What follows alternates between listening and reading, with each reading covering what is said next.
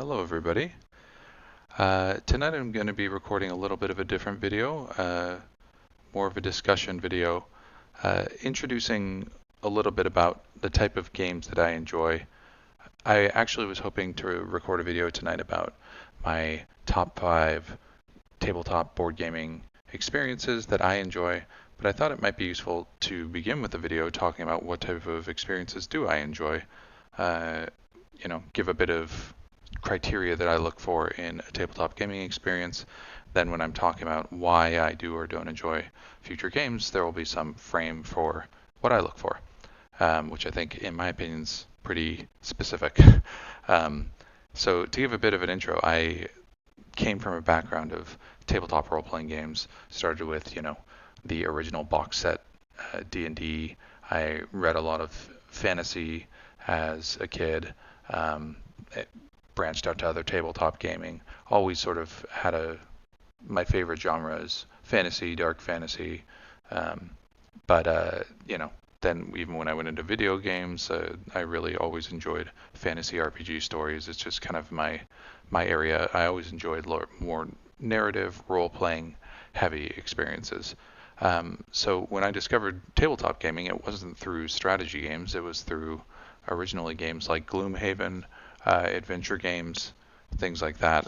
And then I realized uh, after a while that there were, unlike games like Gloomhaven, which were more focused on combat and fighting and dungeon crawling and stuff like that, there was a subgenre of adventure games that were focused more on exploration and narrative, etc. So once I discovered that, yeah, I really sunk into that niche, and that's where I am today. So I'm going to dive into a little bit of what I look for in games like that, what I'm titling here as open world exploration RPG board games. It's kind of a mouthful, but I'm trying to define that particular niche that I'm talking about.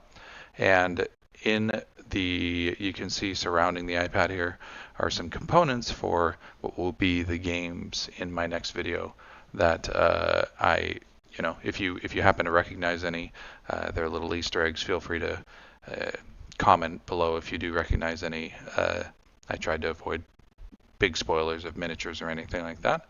But yeah, maybe let's just dive in. So, talking about open world exploration RPG board games. And by the way, I know that this is sort of cheesy to be giving a PowerPoint presentation on my iPad. I just couldn't think of a more visual way to do this without just talking for 20 minutes. Um, I'm not yet a champion YouTuber with visual effects, etc. But yeah, let's get started. So the first thing I'm looking for when I'm looking for these type of games is the concept of an open world. And I'm a little bit specific with what I mean here. The concept of open world games is really common in, for example, video games. What I'm specifically talking about is at least the illusion that you can go in any direction. When you're in a place, whether you're on the map or you're in a town, there's the illusion that you could leave that town, that you could go head toward that mountain over there, that you could go into that forest and that there's something in that forest. It's the idea that you are, of course, that doesn't mean you don't have directive goals, or sometimes you're in sort of a more fixed scenario, but there's the bigger picture that you could, move out of that scenario and go explore this world. So as I say there, your open world means you can explore in any direction freely. And this is often an illusion. Obviously, there's limits to where you can explore, just like there are in video games, but even more so in board games. But it's that feeling that you could go in whatever direction you want. Usually there's a map of the world, because then it gives you that bigger context of, I want to go, what is this over here? What is this town? If I walk over there, what will I discover there? What's that town like? It sort of piques the interest of what might be around the next corner. So, and you should be at various times in the game able to kind of direct the experience to say, I want to go over here, or I'm interested in this, as opposed to the game specifically telling you this is where you need to be going next. So that's the open world criteria. The next one I labeled as lore-rich worlds. It could be detailed worlds. This is sort of an adjunct to the open world, but there's open world games that are very high level. Let's say I'm gonna, butcher this. Somebody's gonna get mad at me, but could be even something as like talisman or anything. It can be a hex crawl game or something where you're moving around, but there's no. It's a very nondescript world. It's just kind of hexes with different terrain or very generic fantasy backdrops. The type of games I enjoy have very detailed. And when I say lore rich, I'm not like don't throw a bunch of aggressive, you know, terms at me or crazy words, or that's not what I mean by lore. I don't want huge lore dumps. It's mostly that lore exists, that there is a history to the world, that the locations are fixed, that they have meaning, that there are cultures and politics and distinct cities that are present. Um, Related to that, because this relates to the idea of the feeling that it is a real world, if a fantasy world, that there's ideally some sort of ecosystem that evolves naturally over time, right? If it's a living world, then as you're playing through the game, the world should shift, and sometimes that'll be as a course of actions that you take, and ideally it'll shift outside of your actions too, because if it is more of a true living rich world, things will happen outside of even what you as a player are doing. And that feeling of sort of like a weight of history and and that scope is part of what I'm speaking toward here. So we have open world, we have a detailed, defined world. An example would be if anybody's played like Ironsworn. It's one that I don't enjoy as much just because that world is almost intentionally not as fixed or defined. Um, it's sort of up for you as the player to kind of define it to a certain amount. I personally enjoy exploring worlds where I'm like, what is around that corner? And there is a thing, or that what is in that town, or what's the history of these people? Um, so the next one would be exploration focused. So this is the title. There's a little deceptive, but this is the exploration bullet point. And what I mean by this is that the focus of the game is on exploration. That doesn't mean that there isn't combat. That doesn't mean there isn't loot. All the other things that we love in RPG games. But the scope is such that exploration of this world, and whether that's going on quests, whether it's fighting or talking or whatever, that it's the thrust of the gameplay is around exploring this world and exploring the world at different levels. So, for example, you might at one point be traveling and be on the world map, but occasionally you'll sort of drop down into a specific city. Whether that's it's ideal if that city can actually be represented in detail as you drop down to it, and maybe you even drop down to the level of a house that you're in that house exploring. Um, a lot of board games necessarily, because this type of scope is hard, really stay at one level of abstraction. You're either like just on the hex grid, or in many dungeon crawlers, you're just at the level of the dungeon in the gameplay. But the ideal is that you can sort of explore at different levels of scope throughout the world. Um, the next one would be this idea of player agency. So what I mean by that is, so you can have a world that's open, you can have a world that's super well defined, you can have a world that's exploration focused, but maybe that's a choose your own adventure novel, right? That could be all of those three things, where you can kind of like turn to whatever page you want, and there's a very detailed, rich lore there, and it's focused on narrative and exploration. But this player agency piece means that it's the piece that comes from tabletop role playing really heavily, which is that feeling. Again, this is the illusion. This is the feeling that you can engage with this world on your own terms. Meaning, my type of player is one that likes to talk through situations, or is sneaky, or I'm a brawler, or whatever, but that you have the ability to engage with the world on the terms that make sense for your character. This goes in to me for the believability. If I'm like, a diplomat, and every challenge is just me kicking the crap out of people and trying to kill them, it just doesn't really make sense. It doesn't, and it just doesn't develop that richness of a world where, just like in our world, there are many different solutions for different problems. It allows you to express your character and your character concept in a way that is more varied. And that's another big thing for me throughout all of these. I'm a person that thrives on variety. I'm not a mastery type player. I don't really enjoy sort of, having a challenge and then a slightly harder challenge of the same type and slightly harder until I master it.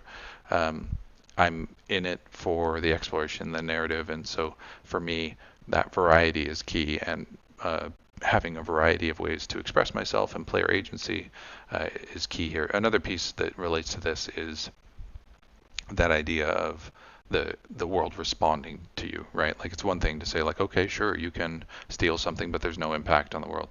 The ideal game responds. You say, I want to approach the situation this way, and the world responds in kind. So it feels like it's accepted the approach that you're using, and it's going to respond back to you to acknowledge it.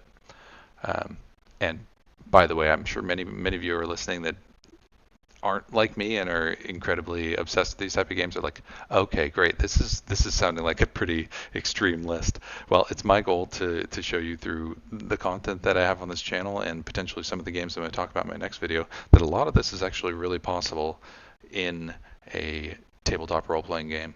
Or sorry, a tabletop board game, RPG board game, and I'll show you some examples. Um, so the next one is, this one's relatively straightforward.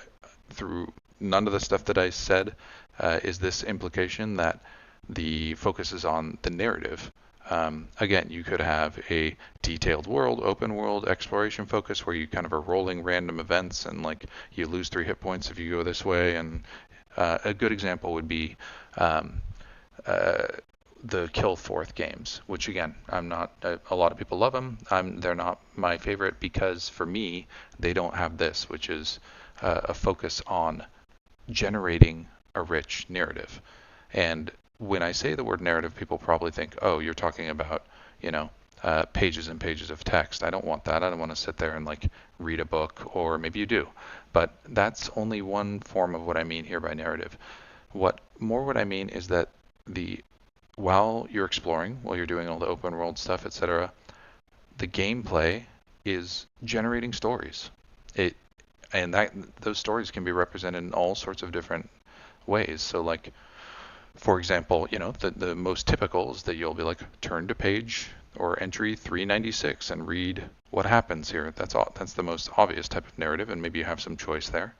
But there's also like events that can occur. So let's say you are wandering out on the open world map and a caravan stops by, and the caravan is part of the lore of this world and it's coming from a specific place to another place, and you can engage with that caravan and make some choices, and through player agency a little narrative pops out of what could be a relatively finite, maybe it's only a few sentences of text, but it paints a really clear story in your mind. And the same is true with gameplay. You can have combat heavy games that are, for me, incredibly narrative focused. I'm playing the Elder Scrolls Betrayal of the Second Era board game right now, which is a really combat heavy game. But for me, it has a lot of narrative because the events that are occurring are painting pictures of really rich pictures of what's happening and creating a narrative across a battle. Beyond, the opposite would be really combat heavy games that are just like, oh, I did 12 damage to this guy. He's got 16 hit points. It reduced by his armor. Okay, let's add my like critical modifier. Okay, great. He's down to 3 hit points now. Like that's the base of a lot of combat games. Again, doesn't mean combat games can't have that. It's just that there's an extra piece of, are the actions in the game, or is the gameplay itself painting a narrative? And yeah, so this is kind of a vague one. Sometimes narrative means different things for different people. Sometimes people play those really tactical, pure combat games, and they get like a really strong picture in their head. For me, I'm more of a character-driven narrative person, so that might be part of it. The expression of the character, what the character's going through, what they're seeing, what they're discovering, interactions between characters. That's for me what generates the strongest narrative. And the last one I have is role-playing, which maybe seems obvious. Like I just said, these are RPG board games, and for many people, they're like, well, what is a role-playing game is one where you get loot and you raise stats and you have an inventory and you have different classes and stuff. That is, the especially the modern definition of a role-playing game. But what I'm talking about in the games that I enjoy is that essence of role-playing, meaning I am playing a role in this world. That uh, in the end, what I really enjoy is stepping into a world as a person. Like stepping into a role. I am an assassin that like skulks through the shadows but has a strong code of justice and has this history and he lives in this town and here's what he's motivated by. And so when I step into the shoes of that character in a particular defined world, that all of a sudden gives me all this impetus of like, well, here's why I'm invested and here's why I'm doing what I'm doing in this world, because my character would care. um, I am personally not a huge fan of like party-based games for that reason, because it really diffuses my investment in being there as a character, expressing that character as an individual in that world. So this element of role playing can look all kinds of different ways, but for me, some of the key things are, do you have a defined character? Ideally, you have some agency to create who your character is, because that helps, at least for me, really like insert myself in the character. Where there are plenty of games where there are predefined characters. As long as that character is like really richly defined and you're able to role play who that character is in the world, then that's great. Um, but it also means that when you have those choices, whether it's like a predefined character or your own character, that you are able to, this relates to the player agency one, uh, role play as that character, and the world accommodates it. Um, that it has an impact on the game, and that the game acknowledges that you are that type of person. When I'm an assassin who skulks in the shadows, the game should behave differently toward me and acknowledge me in a different way than if I'm like, an angry bard dwarf who's loud and brash.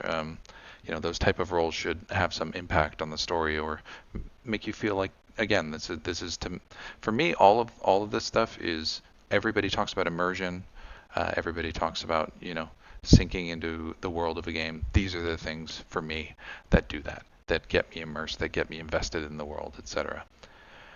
So these are, I'm going to repeat them again. We have, starting from the start, we have an open world. We have really lore-rich, detailed, defined worlds. We have an exploration focus, that the gameplay is focused on exploring that world. That the game really accommodates player agency and a variety of approaches to challenges, etc. That there's a focus on narrative, meaning creating narrative and creating story, um, especially character-driven story. And the last one is that role-playing is central, that you are expressing yourself in the game through role playing and being able to define a character or inhabit an existing character and really behave as that character in a way that feels like the world is acknowledging who you are, and allows you to express yourself and develop that character over time. That's another piece that's related to this role playing one, is character development. But for me, that's not purely statistical. The statistics are a representation of who my character is. So like for me, I'm the type of person that doesn't really optimize characters. I'm not trying to figure out I mean, obviously I want to survive, but it's more like which of these skills would best fit my character concept as he or she is developing. What set of my abilities and all the things, my items, come together to represent my character. If a game forces me, if I'm like a stealthy rogue and my only option is to wield huge two-handed weapons, and I have random berserker abilities, or like it just doesn't, unless I chose that, it doesn't really make sense. If the game's like, oh, it's better to take the berserker ability because you'll do more damage as a rogue, it's like, oh, what? Ideally, the game will support me to choose the type of character that I'm trying to express without forcing me to min-max, etc. So that's, I think, where I'm going to stop this video. The I think that that gives hopefully a broad overview. So my next video is going to be kind of my top 5 games. I've played probably, I don't know how many games, dozens and dozens of games in this genre of adventure games, trying to find this type of experience. And I have a few that I think have gotten really close. So that'll be my next video, just sort of talking about what some of those are. And yeah, I'm really curious to hear your thoughts. Do any of these resonate with you, or are there other things that you look for when you're thinking of immersion, or do these, do you have different definitions for any of these concepts? But I'm going to leave this video here, and hopefully this was interesting and helpful. Thanks. Bye.